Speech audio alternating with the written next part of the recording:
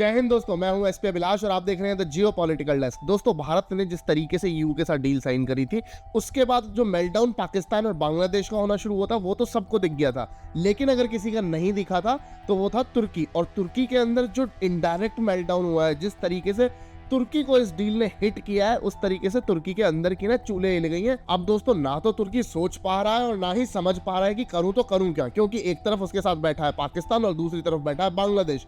Europe के साथ अब तुर्की की बनती नहीं है, क्योंकि तुर्की को भी चुलती उम्मा का चुम्मा लेने की। अब वो उम्मा का चुम्मा जब पाकिस्तान के साथ लेना शुरू किया तो इनकी अपनी चूल्हे हिल गई है। और दोस्तों, तुर्की को ना बिल्कुल समझ नहीं आ रहा है कि वो क्या करे और क्या ना करे। जब अपने साथ टेबल पे पाकिस्तान और बांग्लादेश जैसे जाहिलों को बिठाओगे तो भाई ये तो होना ही है। बहुत शौक था इन्हें उम्मा का चुम्मा लेने का। अब ऐसा पाकिस्तान ने चुम्मा दिया है कि जिंदगी भर कभी निशान नहीं जाएंगे इनके। और पाकिस्तान से मुझे दोस्तों याद आया, पाकिस्तान ने फिर से कुछ कांड कर दिया।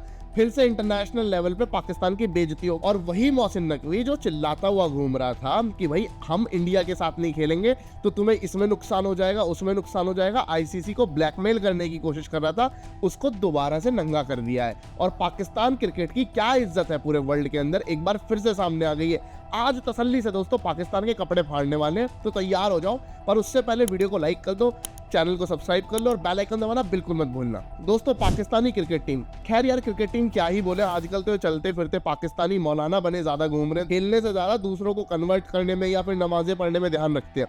बेसिकली इसके अलावा इनका कुछ काम नहीं है। तो जो भी बची कुछ ये टीम है, या फिर अब जो भी बोलो इसे, इसने करा क्या? ये भाई T20 की अपनी सीरीज के लिए गए ऑस्ट्रेलिया। अब ऑस्ट्रेलिया में गए, वहां पहुंचने के बाद जो ऑस्ट्रेलियन ब्रॉडकास्टर्स हैं उन्होंने इनसे कह दिया कि भाई एक बात सुन लो, हम तुम्हारा मैच टेलीकास्ट ही नहीं करेंगे ऑस्ट्रेलिया के टीवीज के अंदर। मतलब जैसे हमारे यहाँ पे स्टार प्लस होता है, 10 स्पोर्ट्स होता है, जियो होता है, ये ब्रॉडकास्टिंग राइट्स लेते हैं जिससे आप टीवी पे, एप्लीकेशन पे या मल्टीपल प्लेटफॉर्म्स पे ना मैच को देख पाते हो। सो बेसिकली ये कंपनियां जो वहां पे दिखाती हैं ऑस्ट्रेलिया के अंदर, उन्होंने क्लियरली मना कर दिया कि भाई हम आपके मैचेस नहीं दिखाएंगे। अब इनसे पूछा क्यों नहीं दिखाओगे, तो उन्होंने कहा कि क्यों दिखाएं, कबाड़ा है तुम्हारी टीम।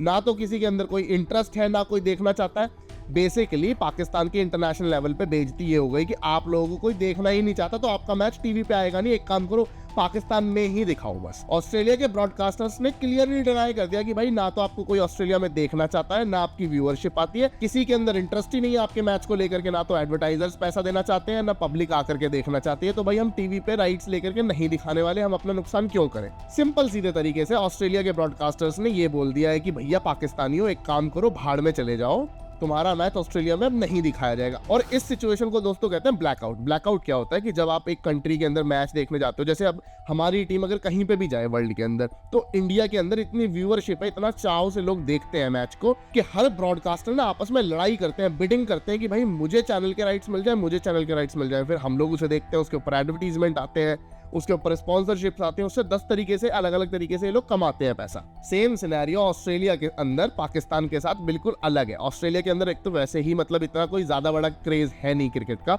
और दूसरी बात पाकिस्तान को लेकर के तो वहां पे बिल्कुल नहीं है। और जो पहले था वो दिन पर दिन डूबता जा रहा है, क्योंकि अब ऐसे जाहिल जो आ गए हैं पाकिस्तानी टीम में।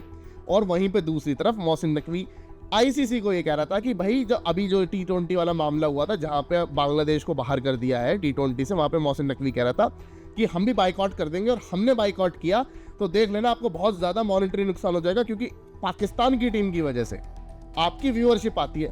देख लो, ऑस्ट्रेलिया के अंदर ऑस्ट्रेलिया के ब्रॉडकास्टर्स ने पाकिस्तानी प्लेयर्स को बीच पिच पे खड़े करके पिछवाड़े पे ऐसी लात मारी है कि गुलाटी खाता हुआ गिर रहा है। और वो एक वो बाबर आजम और वो दूसरा पट्टा जो नमाज पढ़ता रहता है, अब वो केवल फ्रंट रोल ही मारता नजर आएगा, क्योंकि इन्हें कोई टीवी पे तो देखने वाला नहीं दोस्तों। पर इससे सबसे बड़ा चेंज क्या होगा? सबसे बड़ा चेंज इससे दोस्तों ये होगा कि अब मैदान के अंदर इनकी ना तो नमाजें होने वाली हैं, ना ही मैदान के अंदर ये बहुत अग्रेसिवली, मतलब जो चढ़ करके खेलते ना, उल्टा सीधा बोला करते थे, आदत है ना पाकिस्तानियों में, बड़बोले हैं ना यार, तो वो अब कुछ नहीं करने वाले। क्यों? क्योंकि वहां पे देखने के लिए कोई नहीं होगा, दिखाने वाला कोई नहीं होगा। किसको दिखाएंगे?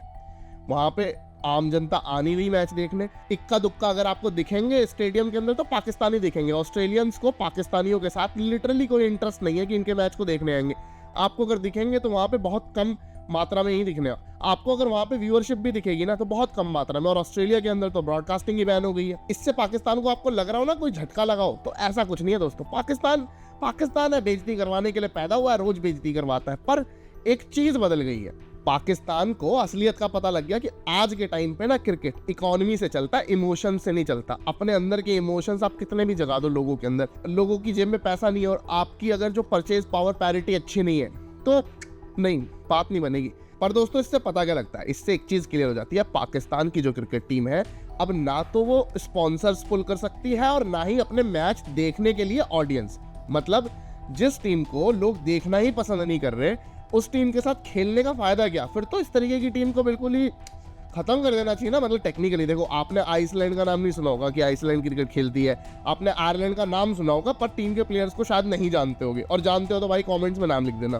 क्यों ना पाकिस्तान को बिल्कुल आईसीसी से बाहर ही कर दिया जाए। अब देखो, ना तो ये पैसा लेके आ रहे हैं, ना ही ये एंटरटेनमेंट लेके आ रहे हैं, क्रिकेट इनकी बहुत ही वाहियात हो गई है, तो फिर ऐसे वाहियात लोगों को बर्दाश्त करने की जरूरत ही क्या है पिच के अंदर? क्योंकि जब भी ये पिच पे आते हैं कुछ उल्टी सीधी हरकतें करते हैं। मतलब क्रिकेट खेलने से ज्यादा ध्यान इनका किस चीज पे रहता है? क्रिकेट खेलने से ज्यादा ध्यान दोस्तों इनका इस चीज पे रहता है कि इनकी टीम का कौन बंदा कितने मुसलमान बना रहा है, कितने लोगों को कन्वर्ट करवा रहा है, कितने लोगों पे अपनी टीम के अंदर नजर रख रहा है कि कौन टाइम से नमाज पढ़ रहा है, कौन टाइम से नमाज नहीं पढ़ रहा, कितने शाहीन है, कितने अफरीदी है। मतलब इनका यही चलता रहता है। और वो जो मोहसिन नकवी भतीजा है वो तो आपको पता ही है, वो तो ट्रॉफियां गायब कर देता है। तो पाकिस्तान ऐसे ही चलता आया है और ऐसे ही चलता रहेगा। आपको दोस्तों याद होगा, यहाँ पे इंडिया और बांग्लादेश के बीच में एक रिफ्ट पैदा हो गया था जब कोलकाता नाइट राइडर ने एक बांग्लादेशी खिलाड़ी को खरीदा। अब बांग्लादेशी खिलाड़ी को खरीदने के बाद इंडिया के अंदर ना प्रोटेस्ट होनी शुरू हो गई कि बांग्लादेश में वो हिंदुओं को मार रहे हैं, तो आप इस तरीके से बांग्लादेश के प्लेयर को क्यों अपने आईपीएल में खिला रहे हो, अपने टूर्नामेंट्स में खिला रहे हो? ठीक है, मतलब बात सही भी है, जायज भी है, पर मुझे लगता है कि अगर केकेआर नहीं खरीदती तो ये कोई इतना बड़ा मुद्दा नहीं होता। अगर यही प्लेयर चेन्नई ने खरीदा होता तो शायद इतना बड़ा मुद्दा ये नहीं बनता। बांग्लादेश ने इस पूरे इंसिडेंट को देख करके कि जब वो 9 करोड़ की डील कैंसिल हुई उनके प्लेयर की, तो उन्होंने कहा कि भाई ये तो बेइज्जती होगी, इसका तो बदला लेना पड़ेगा। तो उन्होंने मतलब T20 के जो मैचेस बांग्लादेश के इंडिया में होने वाले थे उनके लिए मना कर दिया। उन्होंने कह दिया कि भाई हम ये यहाँ पे नहीं खेलेंगे, आप हमारे मैचेस श्रीलंका शिफ्ट करो। मामला गया आईसीसी के पास, आईसीसी ने इसके ऊपर पर्चियां डलवा दी। आईसीसी ने क्लियर कहा कि भाई ऐसा है, ऐसा कुछ नहीं होने वाला है, आपको प्रिविलेज इस तरीके की कोई फालतू की नहीं मिलेगी, या तो आप खेलो नहीं तो बाहर हो जाओ, क्योंकि भाई बांग्लादेश को इतनी बड़ी टीम नहीं है, इतना ज्यादा पैसा नहीं दे रही। ये सारी की सारी टीम, पाकिस्तान हो बांग्लादेश हो, ये आईसीसी के पैसे पे और फेंके हुए टुकड़ों पे पल रहे हैं, इनकी अपनी कोई इंडिविजुअलिटी है नहीं। अब भाई तुम ना तो पैसा ला के दे रहे हो, ना तुम्हारा क्रिकेट के अंदर कोई बहुत ही सर्वश्रेष्ठ स्थान है कि मतलब तुम्हारे प्लेयर बहुत जबरदस्त खेलते हो, बहुत बढ़िया खेलते हो, तो भाई ये चौड़नी तुम जो दिखा रहे हो ये समझ भी आती है। अब भाई तुम ना 3 में ना 13 में, और तुम बात कर रहे हो ऐसी कि मतलब ना ऊंची और बातें ऊंची ऊंची, मतलब समझ लो अब, ठीक है? तो भाई किस बात पे तुम ये चीज कर रहे हो? तो बांग्लादेश को आईसीसी ने कहा था कि ऐसा है, पहली फुर्सत में निकल। बांग्लादेश निकल गया, बांग्लादेश को रिप्लेस कर दिया दूसरी टीम के साथ। अब पाकिस्तान भी पीछे पीछे गया था, और इसको बांग्लादेश को चढ़ाने वाला कौन था? बांग्लादेश को चढ़ाने वाला था पाकिस्तान। पाकिस्तान ने पीछे से मतलब हंगा कर करके इसको चढ़ा दिया कि नहीं नहीं नहीं, हम पीछे से साथ देंगे, चल चढ़ तू बोल, इंडिया में खेलने के लिए मना कर। फिर पीछे से जब ये निकल गया, पाकिस्तान आके कहता है कि हम भी बाइकआउट कर देंगे इसका, हम भी शायद नहीं जाएंगे। तो आईसीसी ने डायरेक्ट थ्रेट इशू कर दिया कि आप बाइकआउट करो, हम आपकी जितनी भी बायलेटरल सीरीज होती हैं सबको कन्फेस्टिकेट कर लेंगे और आपको बिल्कुल आउट कर देंगे। आप पूरा इंटरनेशनल क्रिकेट ही नहीं खेल पाओगे, बायलेटरल भी नहीं खेल पाओगे किसी के साथ, आप 1-on-1 सीरीज नहीं खेल सकते पाकिस्तान के साथ। तो अभी ना ये आया राम गया राम वाली सिचुएशन में बने हुए हैं कि मतलब कि हम सोच रहे हैं, हमारा प्राइम मिनिस्टर अभी आया नहीं है, वो आएगा तब हम सोचेंगे, तब हम जवाब देंगे। तो दोस्तों मतलब ये ना उस सेंस में लगे हुए कि करे ना करे, करे ना करे, कहीं ज्यादा ना फंस जाए, ज्यादा ना बोल दे, तो मतलब उस सिचुएशन में अटके हुए। इनके बस की कुछ नहीं है, इनको पता है कि इनका खर्चा पानी केवल आईसीसी से चल रहा है, और द मोमेंट ये ज्यादा मक्कारी करेंगे, बाहर दूध से मक्खी की तरह निकाल के इनको बाहर फेंक दिया जाएगा। अब जैसे ही फेंकेंगे ना इनको, इनकी नानी याद आ जाएगी इनको। देखो इनकी टीम तो अच्छी चल नहीं रही, एक बार ये बाहर गए आईसीसी से तो दोबारा इनका अंदर आना बहुत ज्यादा मुश्किल हो जाएगा।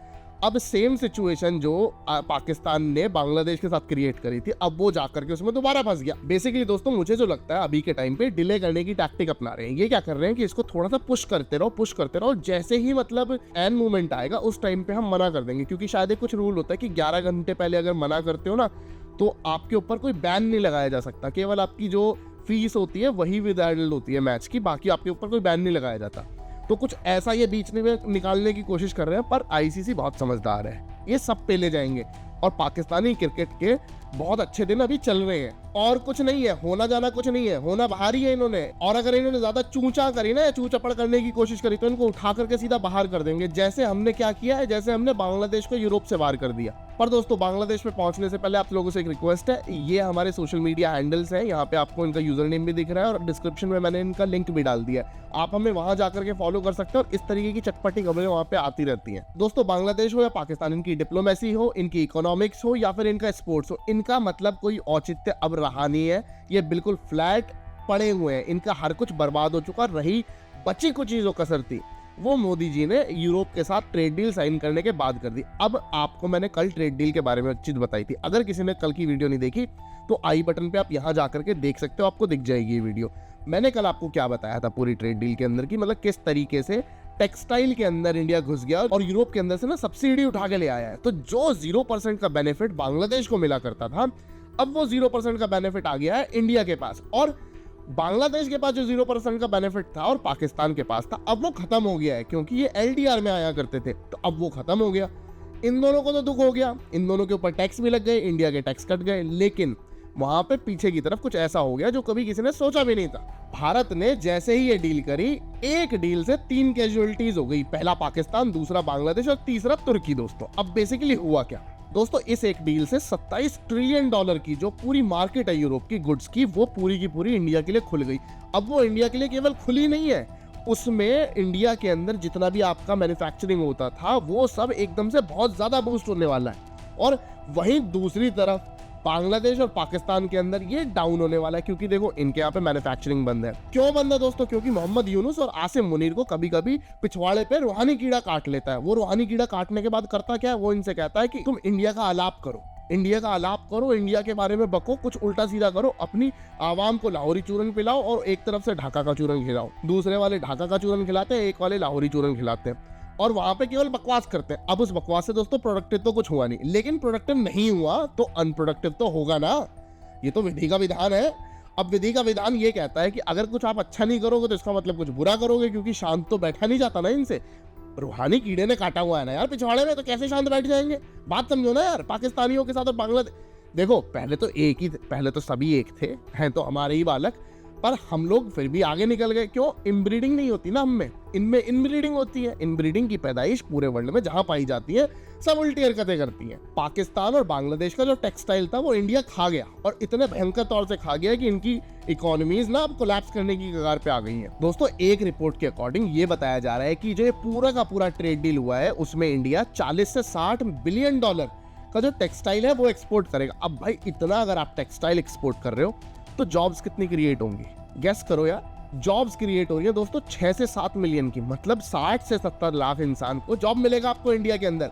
आपका अपना सर्विस सेक्टर देखो, मैन्युफैक्चरिंग सेक्टर देखो किस तरीके से बूस्ट मारने वाला है भाई। ये पंख लगा के उड़ेंगे, इंडिया के जो इकोनॉमिस्ट हैं पंख लगा के उड़ेंगे। पहले क्या होता था दोस्तों, ये जो पूरा का पूरा 60 से 40 लाख का मैंने आपको आंकड़ा बताया, इसका एक बहुत बड़ा चंक जो है वो बांग्लादेशी शेयर किया करते थे, क्योंकि इनको एलडीआर के अंदर रिजर्वेशन मिला हुआ था, इनको टैरिफ नहीं देने पड़ते थे। अब वो इनका खत्म हो रहा है 2026 के अंदर, और इंडिया का शुरू हो रहा है। तो इंडिया के अच्छे दिन शुरू हो गए। कोई अगर कहता था ना कि अच्छे दिन कब आएंगे, तो आ गए भाई साहब, आ गए, वेट करो, आ गए।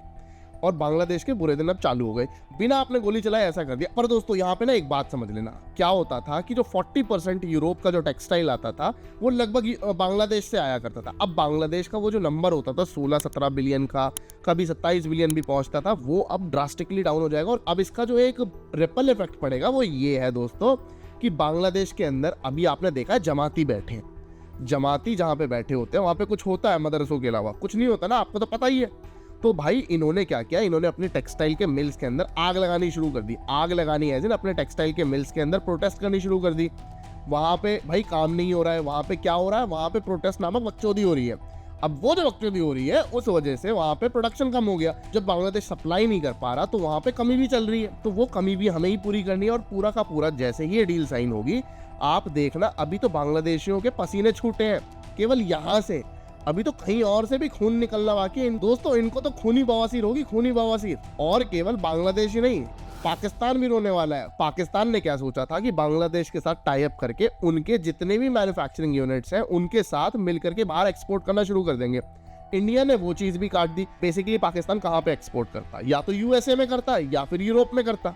अफ्रीका में तो करने से रहे, क्योंकि अफ्रीका की कंट्रीज तो वैसे भी गरीब है भाई, वहां पे ज्यादा पैसा है नहीं, और पाकिस्तान खुद गरीब है, तो इनको मार्जिनलाइज जो पैसा मिलता है वो या तो यूरोप से मिलता है या अमेरिका से मिलता है। यूरोप तो इंडिया खा गया, यूरोप नामक जो पूरा केक रखा था सामने वो तो पूरा का पूरा इंडिया खा गया, बचा यूएसए। अब यूएसए के अंदर भी लोग तिल मिला रहे हैं कि भाई यूरोप अगर डील साइन करके आ गया तो भाई प्लीज हम भी कर लेते हैं। ये क्या पागलपना लगा रखा है। आपको याद ही होगा मैंने कुछ टाइम पहले टेड क्रूज के बारे में बताया था कि टेड क्रूज ने किस तरीके से अपने एक लीक ऑडियो में बताया था कि जो लुटनिक है और जो नवारो है और जो ट्रंप के लेफ्ट राइट ऊपर नीचे वाले जो अलग अलग टीए हैं, इन लोगों ने किस तरीके से ट्रेड डील को सैबोटेज करने की कोशिश करी थी। अब वो चीज़ आ गई सामने। अब ये लोग भी उतावले हो गए हैं कि भाई अगर यूरोप डील करके आ गया तो हमें भी करना पड़ेगा, वरना हमारी इकोनॉमी स्टेबल नहीं रह पाएगी, मतलब अमेरिकन की इकोनॉमी स्टेबल नहीं रह पाएगी। इसलिए उन्हें इंडिया से ट्रेड डील करना बहुत इंपॉर्टेंट है। मतलब इंडिया एक बहुत ही बड़ा और वाइटल पार्टनर बन के उभर रहा है वर्ल्ड इकोनॉमी के अंदर। लेकिन दोस्तों जाते जाते इंडिया ने यहाँ पे इस ईयू ट्रेड डील से एक पतंगा तुर्की की पूंछ में भी लगा दिया, क्योंकि इसे बहुत ही ज्यादा ना घोड़े पे सवार होकर के गाजी बनने का शौक था। तो हमने क्या किया, हमने इसको इसके घोड़े से उतारा, इसका भाला लिया और ऐसी जगह दे दिया है कि अब ना तो ये बैठ पाता है और ना ये ढंग से खड़ा हो पाता है। सोने की तो बहुत दूर की बात है। इसका मतलब समझना दोस्तों हुआ क्या, ये बहुत ही मजेदार चीज है और आपको कोई और बताएगा नहीं।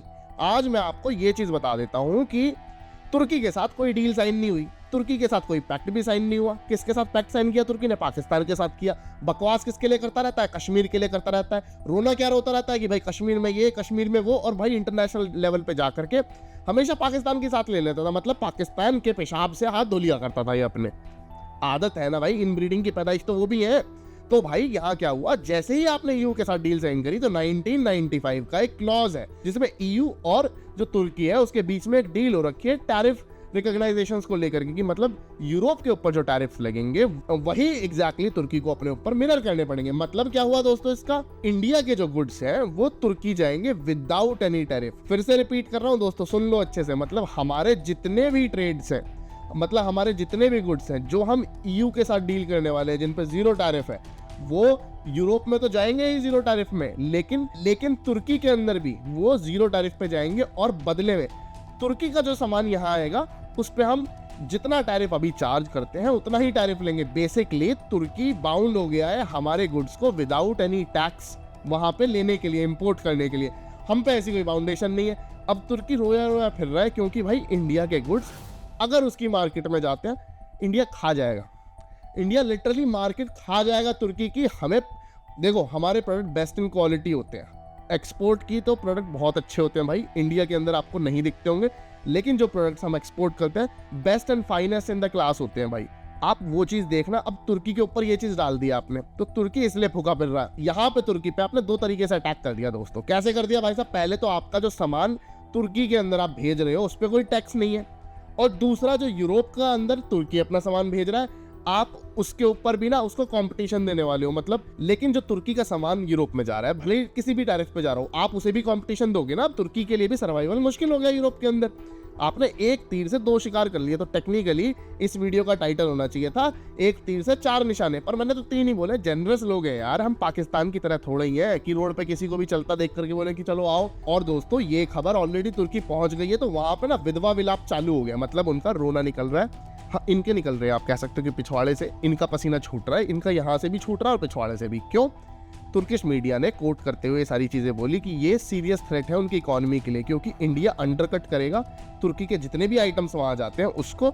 और उसके अलावा तुर्की के अंदर जो प्रोडक्ट हमारे आने वाले हैं, हम कितना भी फ्लड कर दें, वहां पे हमें बंदा भेजना है, बिठाना है, सेटल करना है। एक गुजराती भाई को सेटल करेंगे वहां पे, भेजेंगे और बोलेंगे कि भाई ऐसा है, साल के अंदर $20 बिलियन का सामान तुम मंगाओगे।